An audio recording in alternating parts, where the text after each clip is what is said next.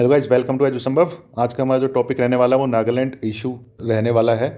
And ये internal security and politics के syllabus के पॉइंट ऑफ व्यू से बहुत इंपॉर्टेंट है। इसमें हिस्टोरिकल भी हम अप्रोच डालने की कोशिश करेंगे सो दैट ये करंट जो न्यूज़ है ये आपके लिए हेल्प करे। ओके, तो ये जो इशू है ये इतना मतलब हम क्यों डिस्कस कर रहे हैं। अभी आपने सुना होगा कि आर्मी एंड सिविलियंस की कन्फ्रंटेशन हुई है नागालैंड में, एंड जो 14 सिविलियंस हैं अराउंड उनकी डेथ हो गई है। तो उसके बाद एक मूवमेंट सा चल पड़ा है, एंड जो arm force special powers act है उसके अगेंस्ट एक ट्रेंड चल गया है कि उसको हटाइए, उसको रिपील करिए। ये एक्ट 1958 का, इसके बारे में भी थोड़ा डिस्कस करेंगे कि किस बैकग्राउंड में उसके रिगार्डिंग इतना जो आउटबर्स्ट है लोगों का वो फूटा है। सो स्टार्ट करते हैं। पहले कुछ न्यूज़ की हेडलाइंस हैं जिसमें आप देख पा रहे होंगे कि एक साइड में वी वांट जस्टिस के जो नारे हैं वो नागाज पीपल लगा रहे हैं।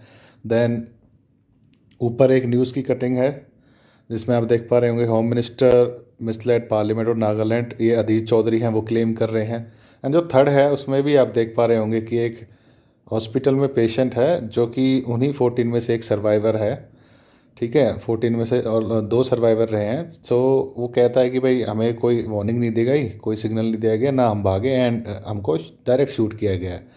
तो ये अपने आप में एक काफ़ी बड़ा इशू है। तो हम इसके साथ अब नागालैंड जो है, नागालैंड के बिफोर एंड आफ्टर इंडिपेंडेंस जो रहा है नागालैंड का हिस्ट्री वो डिस्कस करने वाले हैं। ठीक है, तो इससे पहले मैं आपको बता देता हूँ कि नागा जो स्टार्टिंग से ही एक मतलब डिफरेंट ट्राइब रहे हैं। ये इनमें कुछ एथनिक ग्रुप्स रहे हैं, वो स्टार्टिंग से आउटर वर्ल्ड से कट के रहना चाहते थे क्योंकि एक तरह से ट्राइबल ग्रुप्स है और ये बाहर की दुनिया से जो डेवलप्ड वर्ल्ड है उससे हमेशा से अलग रहे हैं। हाँ, और लेकिन जो ब्रिटिश जब कॉलोनाइजेशन हुई, जब ब्रिटिश इंडिया में आए तो ब्रिटिश ने असम को एनेक्स किया बिकॉज ईयर बाय ईयर वो जैसे जैसे इंडिया को स्टार्ट किया इन्होंने, उसके बाद वो जब असम तक पहुँचे, ठीक है, उस टाइम ये असम का ही पार्ट था, मतलब काइंड ऑफ ये असम का ही पार्ट था। एंड 1881 में जो नागा हिल्स थी असम का उसको पार्ट था, उसको भी मतलब ब्रिटिश ने ऑक्यूपाई कर लिया। ठीक है, तो ये उसके बाद जब ब्रिटिशर्स के ऑक्यूपेशन में आ गए तो उसी का पार्ट बन के रहे। एंड जो फर्स्ट रेसिस्टेंस था जहाँ पे नागा का, जैसे मैं आपको बताया स्टार्टिंग से ही आउटर वर्ल्ड से कट के रहे हैं, किसी नेशन का या किसी जो ग्रेटर इंडिया था हमारे उस टाइम का उसका भी ये पार्ट डायरेक्टली नहीं थे। ठीक है, तो जब 1918 में इन्होंने एक नागा क्लब फॉर्म करते हैं यही लोग जो इनकी उस टाइम की लीडरशिप थी, एंड वो साइमन कमीशन से रिक्वेस्ट करते हैं कि हमें अकेला छोड़ दीजिए, हम अपना फ्यूचर खुद डिसाइड करेंगे। तो उसके बाद होता क्या है कि साइमन कमीशन की रिपोर्ट के बाद जब गवर्नमेंट ऑफ इंडिया 1935 आता है उसमें इवन जो नागा के मेजर एरियाज थे जो कि आज का नागालैंड कह सकते हैं, कुछ पार्ट नागालैंड का कह सकते हैं, उसको मतलब उन्होंने इंडिपेंडेंट ही छोड़ा था काइंड ऑफ। उसमें मतलब काफ़ी हद तक उनको ऑटोनॉमी प्रोवाइड करी थी। लेकिन लेटर 1937 तक आते आते उसको भी जो कॉन्स्टिट्यूशन ऑफ इंडिया था, मतलब उस टाइम जो परसीव्ड कॉन्स्टिट्यूशन ऑफ इंडिया था, गवर्नमेंट ऑफ इंडिया एक्ट 1935 के अंडर उसे भी कवर कर लिया गया। अब आती है मतलब फ्रीडम के बाद, उसके उस टाइम तक छोटे मोटे कॉन्फ्लिक्ट चलते रहे लेकिन वो कोई इंपॉर्टेंट नहीं थे। उसके बाद ये 1947 का टाइम आ जाता है जब हमें मतलब आज़ादी मिलती है। हमारी जो इंडिया की आज़ादी है वो 15 अगस्त 1947 को डिक्लेयर होती है। बट ये क्या करते हैं, एक दिन पहले ही जो इनके अंगामी जापू फिजो जो इनके लीडर्स थे, ये नागा नेशनल काउंसिल की इनकी पार्टी थी, पॉलिटिकल ग्रुप था जिसके अंगामी जापू फिजो ये लीडर थे। अब जो ये अंगामी जापू फिजो लीडर थे ये क्या करते हैं कि 14 तारीख को ही, मतलब 14 अगस्त 1947 को ही, एक दिन पहले ही इंडिपेंडेंट डिक्लेयर कर देते हैं खुद को, and as a independent state, not as a India. ठीक है, तो वो इंडिया के साथ नहीं रहना चाहते थे, वो एक अलग स्टेट बन के रहना चाहते थे। और ये पार्ट था असम का, जैसे मैं आपको बता सकता हूँ ये नागा हिल्स एक डिस्ट्रिक्ट था और उसमें डिस्ट्रिक्ट के साथ साथ एक ट्विंसाग भी एक एरिया था। उनको मिला के ये एक नया वो बना दिया जाता है, नया स्टेट बना दिया जाता है। लेकिन वो स्टेट 1963 में जाके बनेगा, उससे पहले की भी अभी हिस्ट्री है। जैसे कि 1951 में जो एनएनसी थी उन्होंने इवन एक स्वर्ण नागा स्टेट बनाने के लिए रेफरेंडम कर डाला था। रेफरेंडम आप जानते हैं कि जिसमें लोगों से उनकी वोटिंग करवाई जाती है, कोई फॉर्मल वोटिंग नहीं होती, वो इनफॉर्मल वोटिंग ही होती है। ठीक है, और उसमें उन इनके अकॉर्डिंग 99% जो इंडिपेंडेंट नागा थे, नागा लोग थे, उन्होंने इंडिपेंडेंट नागालैंड के लिए रेफरेंडम में वोटिंग की थी। और 1952 में क्या होता है कि जो फिजो है वो एक अंडरग्राउंड हो जाते हैं, मतलब underground Naga federal government form कर लेते हैं। वो अंडरग्राउंड रहते हैं, एक आर्मी भी अपनी रेस कर लेते हैं, नागा फेडरल आर्मी। और इंडियन जो आर्म फोर्सेस थे और जो नागा फेडरल आर्मी थे, इनके लोकल लेवल पे जो कॉन्फ्रंटेशन थे वो कॉन्टिन्यूसली चलते रहते थे।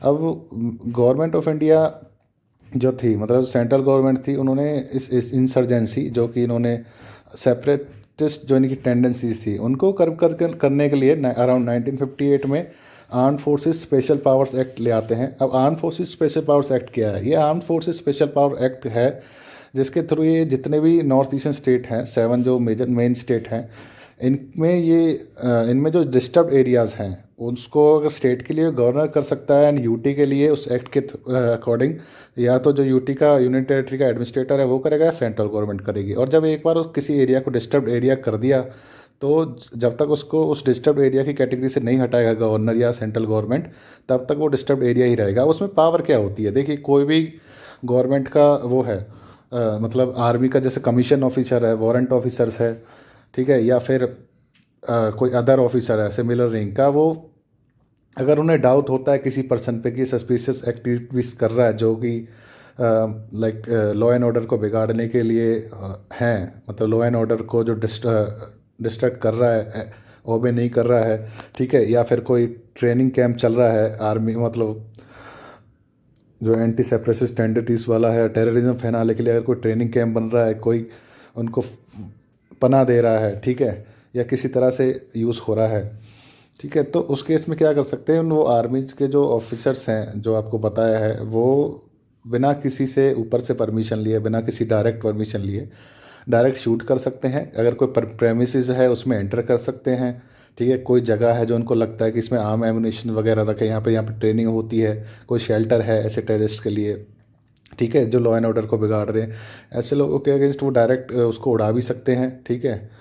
तो सर्च भी कर सकते हैं, किसी को अरेस्ट भी कर सकते हैं अगर सस्पिशन भी है। और ऐसा करने के लिए उनके ऊपर कोई, मतलब बिना सेंट्रल गवर्नमेंट की परमिशन के कोई भी एक्शन होगा नहीं। मतलब जैसे नॉर्मल केसेस में क्या होता है, अगर आपने किसी स्टेट में कोई गलत काम किया है, कोई ऑफेंस किया है, कोई क्राइम किया है, तो आप पे पुलिस एक्शन लेती है नॉर्मली, ठीक है, कोई इशू नहीं है। बट इस केस में क्या होगा, बिल्कुल उल्टा है। जब तक सेंट्रल गवर्नमेंट अप्रूव नहीं करेगी उनके खिलाफ, उन्होंने जो भी इस एक्ट के अंडर कोई काम किया है, किसी का डेथ कॉज की है, कोई बिल्डिंग उड़ाई है, ठीक है, या कुछ भी किया है, उसको सेंट्रल गवर्नमेंट की प्रायर परमिशन के बिना उसके ऊपर कोई एक्शन होगा ही नहीं, ठीक है। तो एक तरह से फ्रीडम देता है कि, और ये जैसा कि केस रहा है नॉर्थ ईस्टर्न स्टेट्स का, सारे स्टेट्स में जो एक सेपरेटिस्ट ग्रुप रहे हैं उनको कवर करने के लिए नहीं, सॉरी, उनको कंट्रोल करने के लिए ये बहुत ज़रूरी भी था, ठीक है। उस टाइम के जो सिनेरियो था उस टाइम में बहुत ज़रूरी था। आज का एक डिफरेंट सिनेरियो है, इस टाइम में इसका होना ना होना कितना सही है ये आप सब समझ सकते हैं, बट उस टाइम के लिए बिल्कुल ज़रूरी था, तो इसलिए arm force special power act उस टाइम लाया गया। तो आगे क्या होता है कि जो नागा हिल्स है, एक डिस्ट्रिक्ट ऑफ असम है, वो मैं आपको डिस्कस कर ही चुका हूँ कि 1963 में स्टेट बन जाता है, सेपरेट स्टेट। अब जो जयप्रकाश नारायण है, आपने उन्होंने नाम सुना, काफ़ी इंपॉर्टेंट लीडर रहे हमारे, ठीक है, और असम के जो चीफ मिनिस्टर थे विमल प्रसाद छलिया एंड रेव माइकल स्कॉट, उन्होंने एक पीस मिशन बनाते हैं वो उसी टाइम, एंड जो गवर्नमेंट होती है एनएससी की उसके साथ उसे साइन कर लेते हैं, जो कि बाद में सस्पेंड भी हो जाता है, ठीक है। ये ए जेड फिजो हैं, जो अंगामी जापू फिजो हैं, जो कि 1991 तक लाइव रहते हैं, जिंदा रहते हैं, और पूरी इंसर्जेंसी ये फैला के रखते हैं, ठीक है। और इनके जाने के बाद का जो वो है काफ़ी शांति का था, लेकिन उस टाइम में एक नई पॉलिटिकल पार्टी जन्म लेती थी। अब एक हिस्टोरिकल और बैकग्राउंड आपको बता देता हूँ कि एक शिलोंग अकॉर्ड भी साइन होता है। शिलोंग अकॉर्ड जो साइन होता है उसके अंडर भी जो ये एनएनसी होती है, ठीक है, उस टाइम के जो एनएनसी के लीडर होते हैं ये क्या करते हैं कि ये साइन करते हैं कि मतलब जो भी आर्म इनके ऑपरेशंस है वो इनको बंद कर देंगे, आर्म्स को सरेंडर कर देते हैं, और बड़े बड़े काफ़ी जो इनके लीडर्स होते हैं वो सरेंडर कर देते हैं, ठीक है। मतलब एक तरह से पीस अकॉर्ड इसे कह सकते हैं कि एक पीस एग्रीमेंट साइन हो जाता है। ये एनएनसी एंड एनएफसी के जो कुछ ग्रुप्स थे वो साइन करने के लिए रेडी हो जाते हैं, ठीक है। अब जब ये हो जाता है उसके बाद एक जो ग्रुप होता है, जो जिसे हम टी मुइया ग्रुप कहते हैं, ये एक पार्टी बना लेते हैं। जिस पार्टी का नाम होता है national socialist council of Nagaland, जो NSCN है, जो आज के टाइम में भी रिलेवेंस रखती है और बहुत इंपॉर्टेंट पार्टी है। एंड जो ये टी मुवैया हैं, ये भी बहुत इंपॉर्टेंट पर्सन है। इनका नाम आपको पता होना चाहिए, इस पार्टी का भी आपको नाम पता होना चाहिए कि कब इसकी फॉर्मेशन होती है। शिलोंग अकॉर्ड पे भी वनडे एग्जामिनेशन में डायरेक्ट क्वेश्चन आ सकता है, ठीक है। फिजो के रिगार्डिंग भी वनडे क्वेश्चन आ सकता है।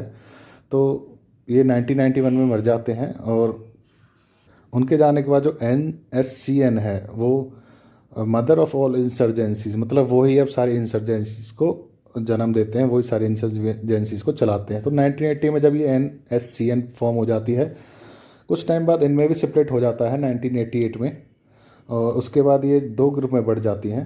एक काफ़ी वायलेंट क्लैश उनमें होते हैं, लेकिन ये दो ग्रुप में बढ़ जाते हैं, जिसमें NCNS जो अब की है रिलेवेंट है, IM Isak Muivah, and NSCN के आफ्टर मतलब जो वायलेंट क्लैश है, ये दो पार्टी में बढ़ जाते हैं। अब जो सीज फायर एग्रीमेंट है, दो बार इनके सीज फायर एग्रीमेंट होते हैं, 1964 में और 1997 में भी।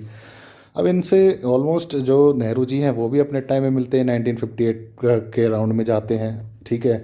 लेकिन वहाँ भी कोई इनसे बात ऐसी मतलब बिल्कुल फ्रूटफुल कोई रिजल्ट नहीं निकलता है। उसके बाद जो HM देवगौड़ा हैं, जो प्राइम मिनिस्टर ऑफ इंडिया थे उस टाइम के, वो भी जाते हैं, अटल बिहारी जी भी जाते हैं, ठीक है। तो जो इम्पोर्टेंट मीटिंग है ये, जो कि रियल में नागा पीपल्स को इंडिया से कनेक्ट करने वाली मीटिंग अगर आज के रिलेवेंस में मानी जाए, तो वो अटल बिहारी वाजपेयी जी जो जाते हैं अक्टूबर 28 2003 में, वो एक फर्स्ट स्पीच भी देते हैं, और उसमें वो बिल्कुल उन्हीं की नागा लैंग्वेज में जाके बोलते हैं कि my dear brothers and sister, I am very happy to be amid you on the soil of Nagaland. तो एक डायरेक्ट अप्रोच थी एक प्राइम मिनिस्टर ऑफ इंडिया की north eastern states, north eastern लोग, जहाँ पे आपको पता होगा कि पार्लियामेंट्री सीट्स काफ़ी कम होती है, तो इन पे जो पॉलिटिकल फोकस है वो काफ़ी लिमिटेड रहता है, ठीक है। और जो इंक्लूसिवनेस की एक फीलिंग है, जो इंक्लूसिवनेस की कोशिश करनी चाहिए थी, वो स्टार्टिंग से इतनी नहीं हुई है। लेकिन अटल बिहारी जी का वहाँ पर जाना और इतना मतलब ब्रदरहुड और जो एक मैसेज देना, वो काफ़ी इम्प्रेशन छोड़ता है नागालैंड के लोगों पे। तो ये काफ़ी इम्पोर्टेंट इवेंट रहा है इस पूरे हिस्टोरिकल जो सिनेरियो हम डिस्कस कर रहे हैं। उसके बाद जो बेसिक इनकी डिमांड रही है, जो मेजर इनकी डिमांड रही है कि ये चाहते क्या हैं।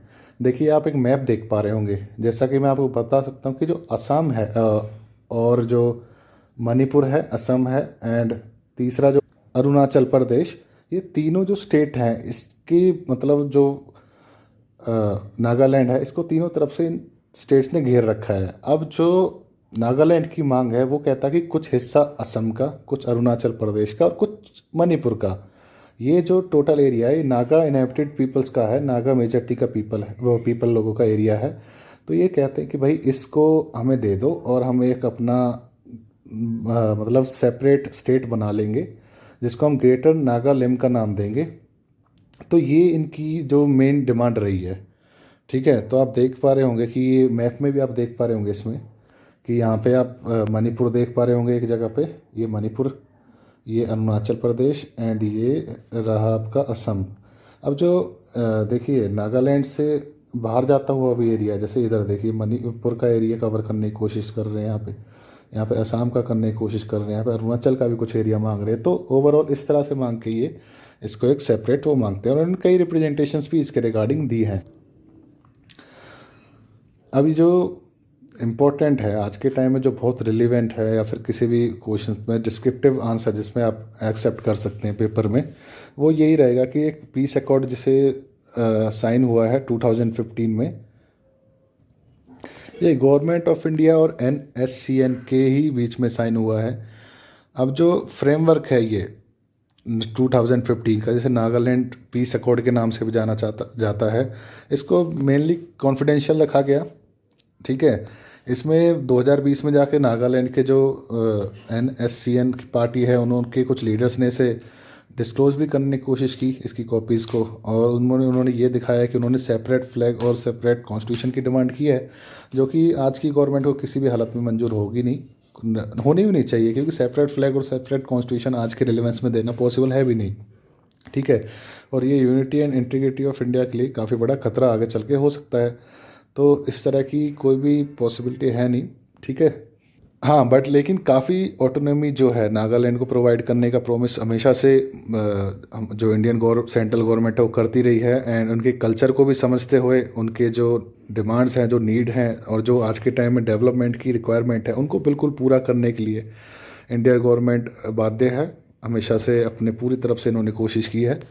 तो यही यूनिटी इन डाइवर्सिटी में का जो प्रिंसिपल है, इंडिया हमेशा चलता रहा है। तो यही फॉलो करते हुए जो एग्रीमेंट हुआ है, ऑल्दो वो हमारे सामने नहीं है, उसके जो क्रेडेंशियल्स हैं, जो इनपुट्स हैं, वो हमारे सामने नहीं है, बट इसी एग्रीमेंट के थ्रू नागा के जो लीडर हैं, जो उनकी मेन पार्टी है NSCN, एंड जो इंडियन गवर्नमेंट है, उनके बीच में बातें हुई हैं, साइन हुआ है, एंड अब इस पर काम चल रहा है। तो आगे क्या रहेगा वो देखते हैं। अब ये तो पॉलिटिकल फ्रेमवर्क हम डिस्कस कर चुके हैं। अब थोड़ा सा आपको जो नागालैंड का जोग्राफिकल है वो, और या फिर जो उनके कल्चरल है एस्पेक्ट्स हैं, वो भी डिस्कस कर लेते हैं। अब जैसे हॉर्नबिल फेस्टिवल है, अभी जो हॉर्नबिल फेस्टिवल है, ये हर साल 1 से 10 दिसंबर को बनाया जाता है नागालैंड में। और ये फेस्टिवल ऑफ फेस्टिवल्स कहा जाता है, मतलब त्योहारों का त्यौहार है इनके लिए। आप ये फ़ोटो भी देख पा रहे होंगे, काफ़ी इंपॉर्टेंट नागा पीपल्स के लिए त्यौहार होता है। एंड 1 से 10 तारीख तक ये बनाया जाता है। अब इसका जो मोटिव है बनाने का, वो यही है कि to revive, protect, sustain and promote the richness of Naga heritage and tradition. ठीक है, अब इसे ऑर्गेनाइज जो करते हैं वो स्टेट टूरिज़्म है, and art and culture department जो है वो इसको ऑर्गेनाइज करता है। अब ये जो इस साल का जो फेस्टिवल था, आपने देखा होगा, अभी 1 से 10 तारीख के बीच में ये चल रहा होता, बट बिकॉज ऑफ दिस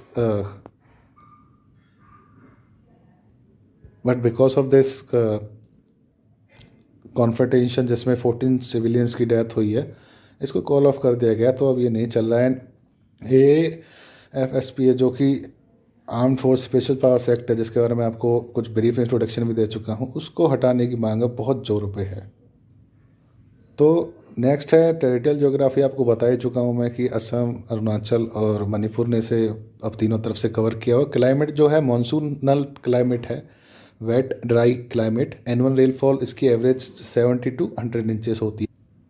तो गाइस, इसी के साथ नागालैंड में बेसिकली जो स्टेट की जो लैंग्वेज है, ऑफिशियल लैंग्वेज है, वो इंग्लिश है। ठीक है, plus Nagaland north eastern state है और उन 7 स्टेट्स का ये पार्ट है। तो गाइस, आज की वीडियो यहीं पे समाप्त होती है। सारे इम्पोर्टेंट जो क्वेश्चंस थे वो ऑलमोस्ट डिस्कस हो चुके हैं एज ए इश्यूज़। तो आपके अगर और भी कोई क्वेश्चन है, आप अगर और भी कोई जानकारी चाहते हैं, तो आप कमेंट कर सकते हैं। उस पर बिल्कुल डिटेल्ड आपको डिस्क्राइब किया जाएगा। ठीक है, तो thank you for watching this video. अगर वीडियो आपको अच्छी लगी हो, पसंद आई हो, तो प्लीज़ लाइक करिएगा, इसे शेयर भी करिएगा, एंड कमेंट भी आप कर सकते हैं अपने जो फीडबैक्स हैं। Thank you for your time. Have a nice day.